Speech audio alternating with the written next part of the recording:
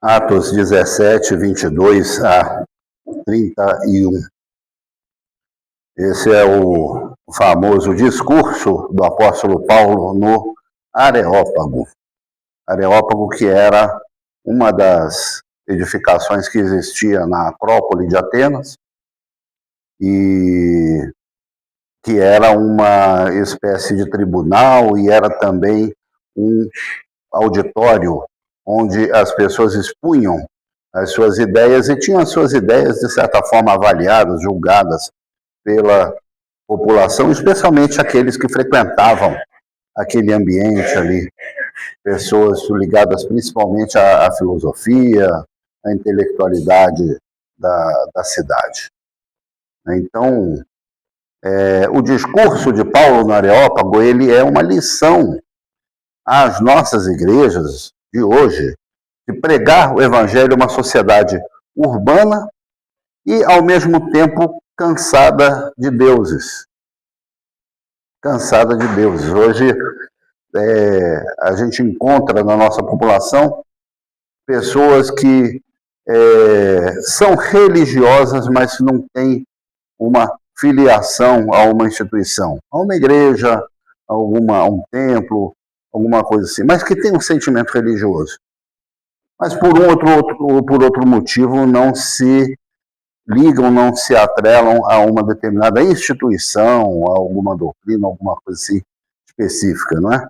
Então, o apóstolo Paulo foi o responsável de levar a mensagem de um obscuro mestre da Galileia, lá do lugar pobre de uma remota província romana, para o continente europeu.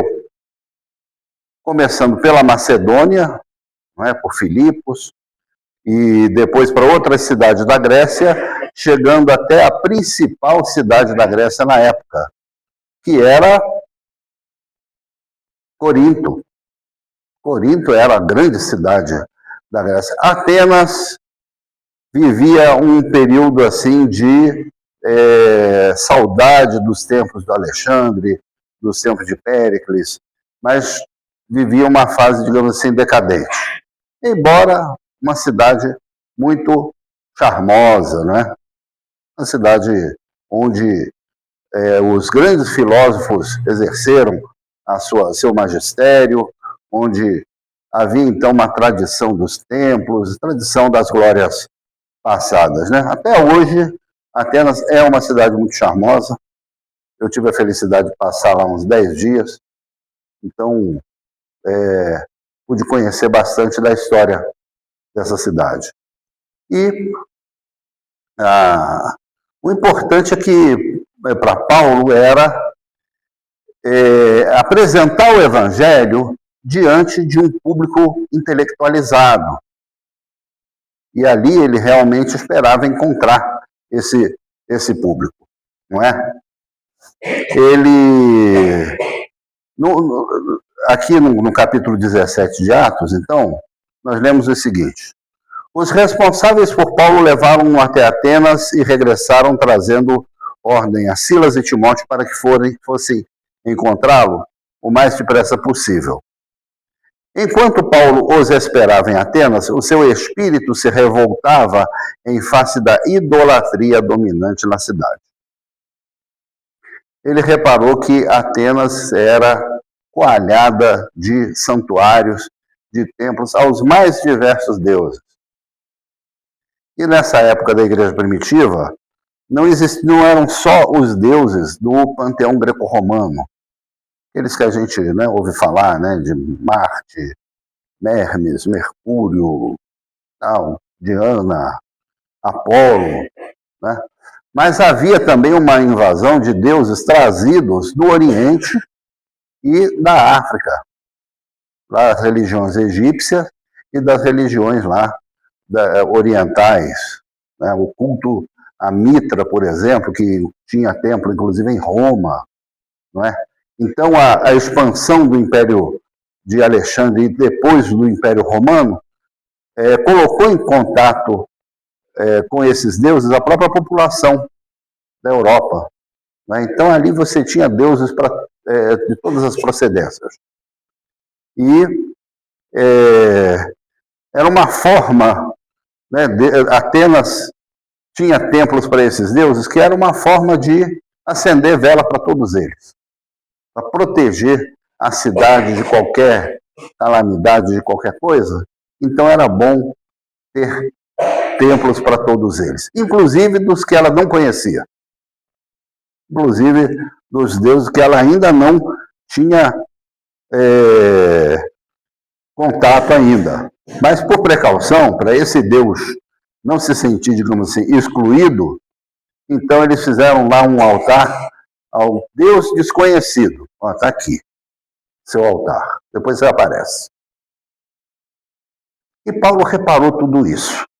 Não é? Então ele viu aquele cenário, né, de religiosidade focado em ídolos, em imagens, em aquele culto. E ele, como judeu ortodoxo da tribo de Benjamim, fariseu, ele ficou visivelmente muito contrariado, não é?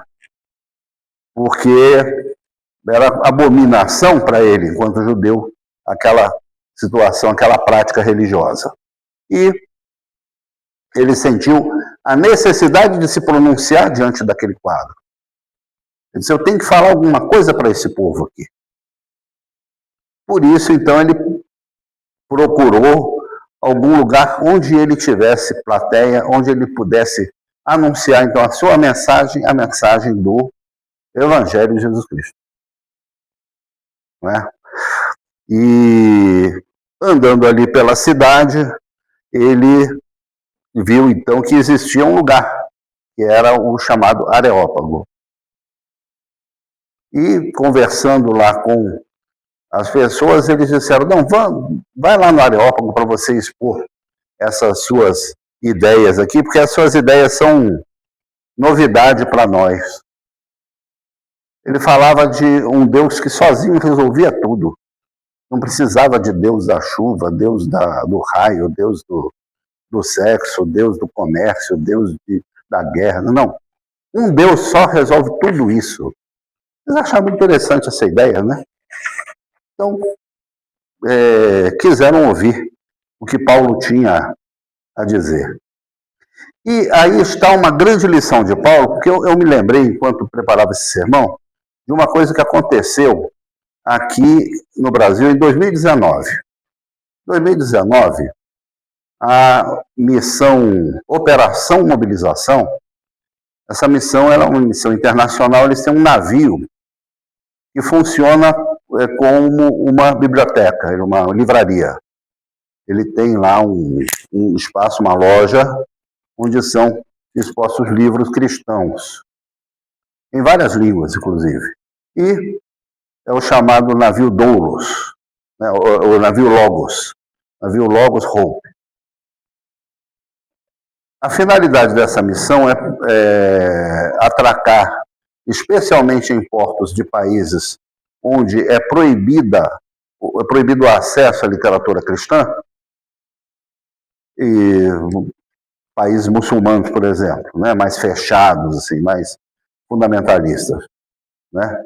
Então, eles chegam lá, atracam, tem lá uns livros lá em árabe, por exemplo, falando de Jesus, tem Bíblia, tem...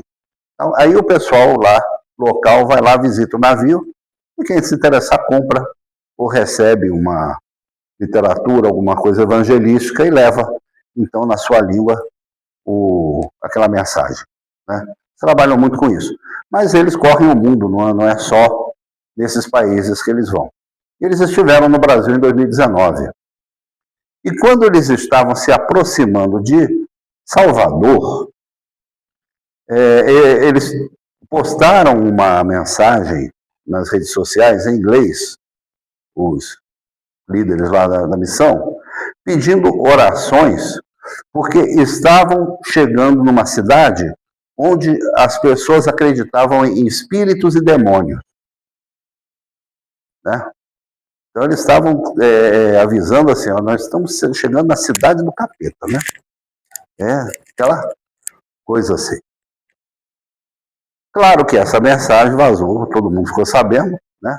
Nem era uma coisa escondida, era uma coisa pública, assim, na rede, e isso gerou uma reação em Salvador, né,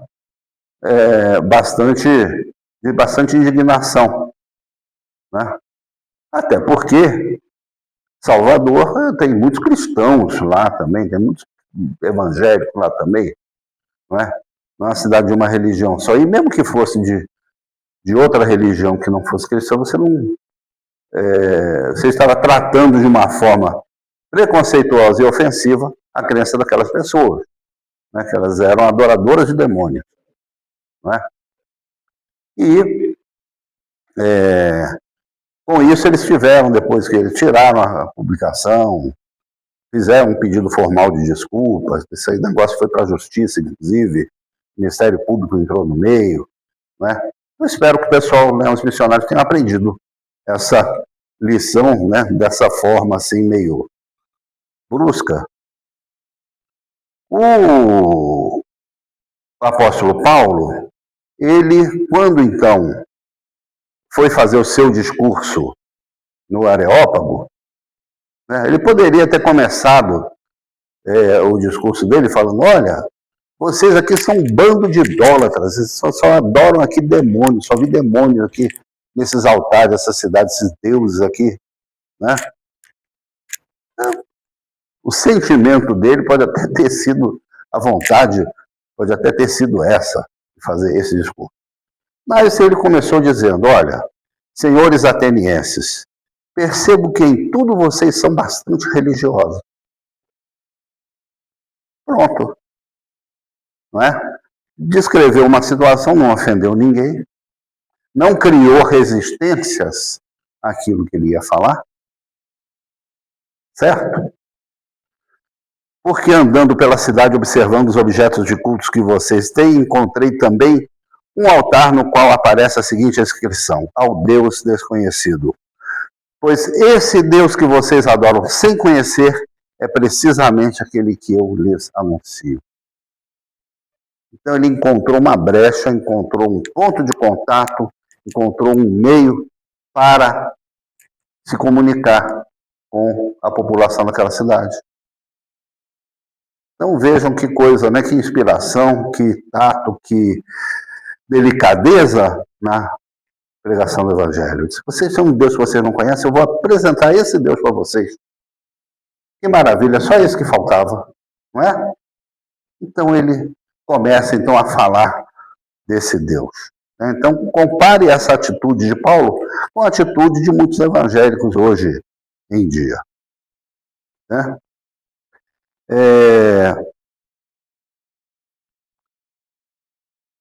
Se ele estivesse em Salvador, teria com certeza tido uma outra atitude. Ele poderia, por exemplo, chegar em Salvador e dizer: olha, eu sei que o povo aqui é muito religioso e essa cidade tem um nome muito bonito. É a cidade do Salvador. Né? Salvador em grego é soteros, por isso quem nasce aqui é soteropolitano. Vocês sabiam que soteropolitano queria dizer isso? Pois é. Né? Então, essa cidade é a cidade do Salvador. Eu quero falar com vocês desse Salvador. Com certeza era isso que Paulo teria feito se ele estivesse na Bahia, né? Deus permitindo, estaremos na Bahia em julho, né? Na Assembleia da IPU, né? E queremos estar lá testemunhando desse mesmo Salvador. Certo? Mas vamos voltar então aqui ao texto, né? O Deus que fez o mundo e tudo que nele existe, sendo ele Senhor do céu e da terra, não habita em santuários feitos por mãos humanas, nem é servido por mãos humanas, como se precisasse de alguma coisa, pois ele mesmo é quem a todos dá vida, respiração e tudo mais. Então ele já diz: olha, não precisa ter essa quantidade de altares, de capelas, de ermidas, de oratórios que vocês têm aqui na cidade, porque esse Deus Criador, não precisa de nada disso, e pelo contrário, ele é que dá as coisas para a gente, não somos nós que damos essas coisas para ele. Não é? Então aí sim, ele vai mostrando as diferenças, né, entre o Deus que ele está pregando e os deuses que eram cultuados na cidade. De um só homem fez todas as nações para habitarem sobre a face da terra, havendo fixado os tempos previamente estabelecidos e os limites da sua habitação. Qual o sentido dessa mensagem? Isso para nós é coisa óbvia, né? Deus de um homem fez toda a humanidade, tal, Adão. Você conhece essa história, não é? Mas quando ele afirma isso, ele faz uma outra afirmação, de que os seres humanos são todos iguais, que eles todos têm a mesma origem. Ele estava falando a uma sociedade, né? Os gregos se consideravam superiores aos outros povos, romanos também, e os judeus também, por serem o povo escolhido. Então ele era de um povo que se considerava superior espiritualmente, e os outros se consideravam superiores culturalmente. Tanto assim que eles chamavam os outros povos, especialmente da África e do Oriente, chamavam de bárbaros. Não é? Ou você era grego, ou você era romano, ou você era bárbaro. Não é? E os judeus chamavam todos os outros de gentios. Então, ele fala de um Deus que criou todas as pessoas a partir de uma única origem.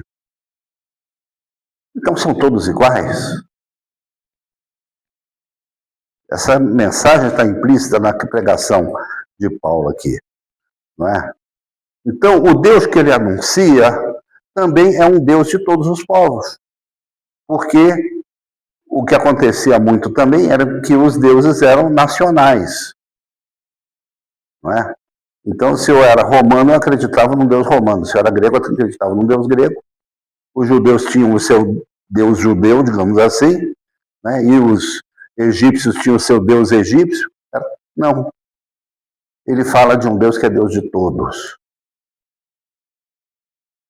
Então, é uma outra ruptura que ele faz no pensamento, né? No senso comum das pessoas que estão ouvindo, não é? E aí vem, então,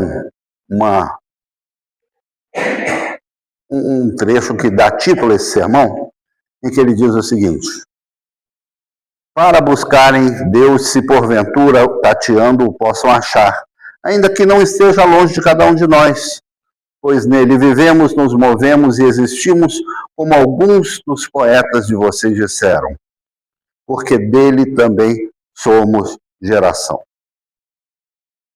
Ele cita um versinho de um poema ou uma música grega.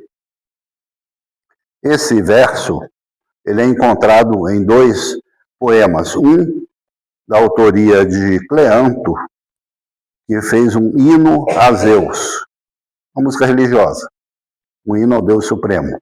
Um hino a Zeus, então ele diz, porque dele somos geração. E um outro poeta chamado Arato também escreveu esse mesmo verso em uma outra poesia, né? Ele sabia que estava ali diante de um público intelectualizado, um público que lia, um público que conhecia a poesia, a literatura. Então ele, desses conhecimentos, ele também então inclui na sua mensagem, né, uma coisa que vem daquele próprio povo, né? Porque quando ele diz assim, dele somos geração, ele está dizendo basicamente aquilo que nós lemos na Bíblia. Fomos criados à sua imagem e semelhança. Mas vocês repararam que em momento nenhum ele cita a Bíblia. Mas Gênesis 1, capítulo 1, não. Ele não cita nenhuma passagem bíblica. Ele leva a sua mensagem a partir da própria poesia do povo a quem ele se dirige. Isso eu acho muito interessante, porque Deus também se revela na cultura, Deus também se revela na poesia, Deus também se revela naquilo que nas informações que as pessoas trocam. Existe uma graça comum na arte. Da mesma forma que a arte pode ser utilizada também para fins não muito nobres, mas Deus também se manifesta na arte. Então, o Paulo, né, que tinha uma boa formação intelectual, ele é atento a essa cultura a quem se dirige, né? Se Paulo estivesse em Salvador, não é? O que ele poderia dizer ao chegar na cidade? Ao começar a sua pregação? Ele poderia dizer, por exemplo, andar com fé eu vou, que a fé não costuma falhar. Isso não vem da Bahia? Não é? Ou ele poderia perguntar também, né? Se eu quiser andar com Deus, se eu quiser falar com Deus, se eu quiser falar com Deus, a partir daí você pode, né, perguntar para a pessoa, né, se eu quiser falar com Deus, o que eu vou dizer para ele? E comparado com o que está sendo dito na canção, não é? Então, aqueles que estavam lá chegando de navio a Salvador podiam ter feito essa ponte, né, se tivesse talvez um conhecimento um pouco melhor da realidade da cidade onde eles estavam chegando, né? Porque a poesia daquela cidade é uma poesia preocupada com Deus também, não é? E, além disso, a própria mensagem bíblica, ela tem muito de poesia. Mais cedo na escola dominical, a gente estava aqui discutindo a respeito da natureza da mensagem da Escritura Sagrada, não é? Até onde certos textos são feitos para serem lidos como verdade literal, factual, alguma coisa descritiva, assim, e até onde eles não são também expressão poética. Então, eu tenho para mim muito tranquilo que no princípio criou Deus os céus e a terra, é o início de um grande poema, uma grande narrativa poética que descreve de uma forma muito didática, muito simples, todo o processo da criação, colocando poeticamente em 7 fases chamadas de 7 dias. Isso facilita o entendimento de qualquer pessoa, não é? Da mesma forma, quando lemos, né, no princípio era o Verbo, e o Verbo estava com Deus, e o Verbo era Deus. Isso também é um grande poema, prólogo do Evangelho de João, das páginas mais belas da Palavra de Deus, não é? Então, da mesma forma que Deus se revela na poesia, a poesia também, ela está presente na Palavra de Deus. Ela perpassa a própria mensagem bíblica, né? E é claro que Paulo não ia renunciar ao núcleo da sua mensagem, aquilo que ele queria dizer ali para aquele público. Ele não foi lá só para recitar versos, ele foi também para anunciar o Evangelho. Então ele diz, né? Deus não levou em conta os tempos da ignorância, mas agora ordena a todas as pessoas, em todos os lugares, que se arrependam.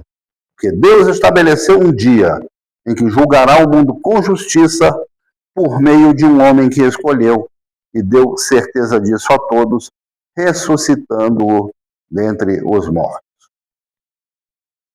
Então ele leva ali no fim uma mensagem exigente, uma mensagem de mudança de atitude. É isso que se chama arrependimento, biblicamente falando.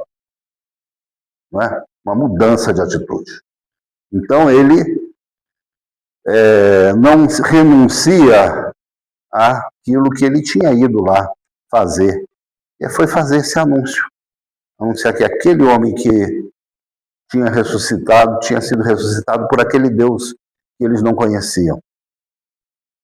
Essa era talvez a maior novidade que ele tinha para trazer, não é?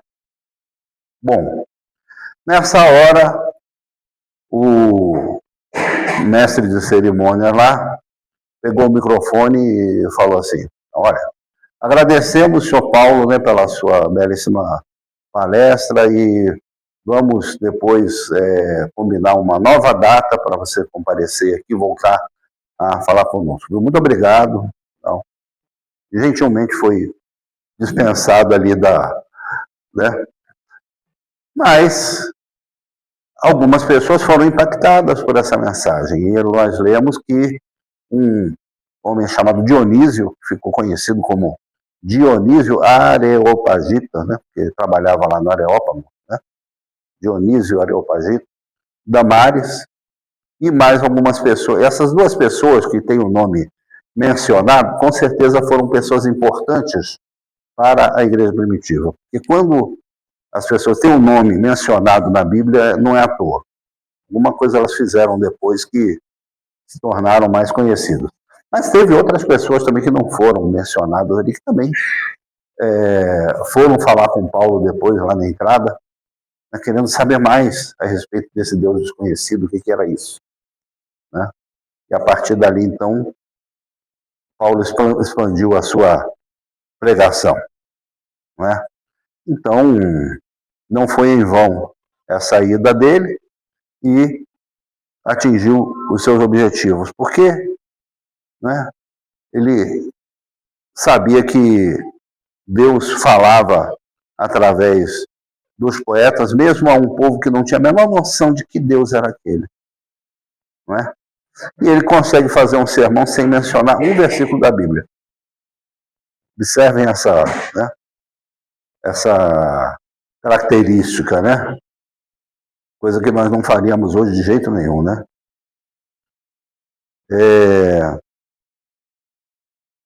Eu queria concluir, né, esse sermão fazendo uma homenagem ao Dia das Mães. Mas o que tem a ver o Dia das Mães com a pregação de Paulo no Areópago, né? Tem a ver porque mãe é poesia, não é? E se existe uma forma de poesia que Deus coloca na nossa vida, são as mães. Não é? Eu acho que os pais são mais prosa, né? O pai é mais objetivo, mais direto, mais, né? A mãe não, ela fala de uma outra forma, ela tem um discurso muito diferente, né? Que é definitivamente um discurso poético, né? Então, uma poesia que tem beleza, que tem emoção e que tem, sobretudo, amor. Então, viva o Dia das Mães, graças a Deus por cada uma delas. Amém?